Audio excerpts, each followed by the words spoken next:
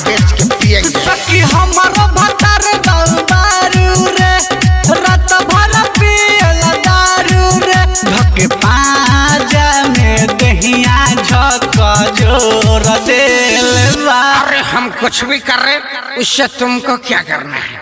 तुम सिर्फ पैसा दो, हम दारू पिएंगे।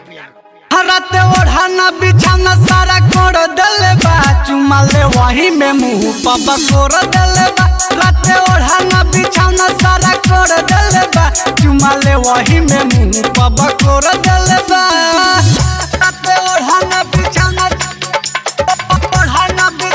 सारा कोड़ दले बा। डीजे विकास लीगा सीतामढ़ी।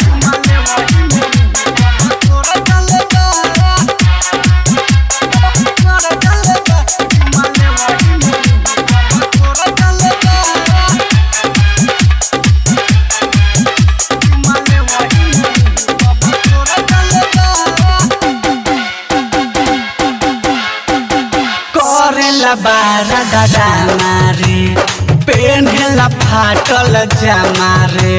अरे तुमसे तो VIP पहने हैं, तुमको लौका ही नहीं दे रहा है रे बुचिया।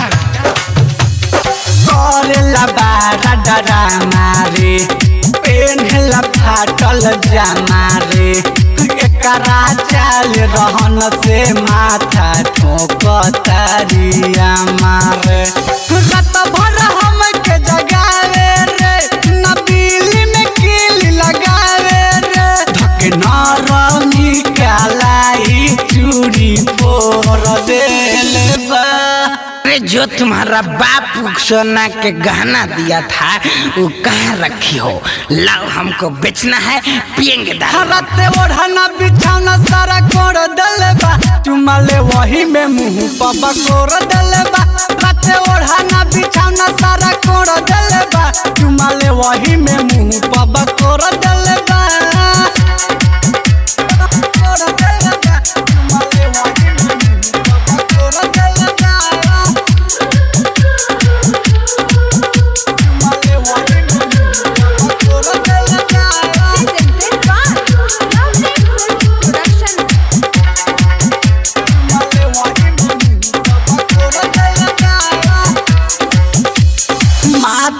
हमार सन कता जुआ बारा धन कता।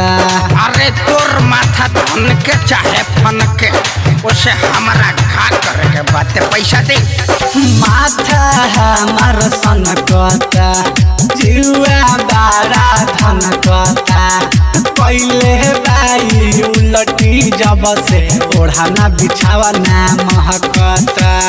पंकज के सरी बोलावे रे, मिठाई लाल टपियावे रे, कहे मंजित बिटू साथ हमर छोड़ देले बा।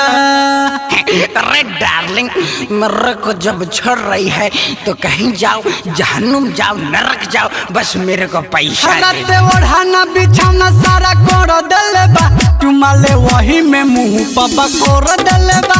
रात ओढ़ाना बिछाना सारा कोड़ दले बा, चुमा ले वही में मुंह पा कोड़ दले बा।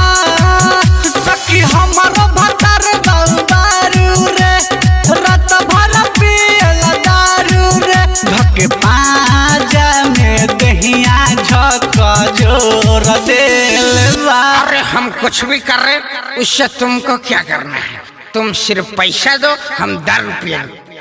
रात ओढ़ाना बिछाना सारा कोड़ दले बा, चुमा ले वही में मुंह पा कोड़ दले बा। रात ओढ़ाना बिछाना सारा कोड़ दले बा, चुमा ले वही में मुंह पा कोड़ दले बा।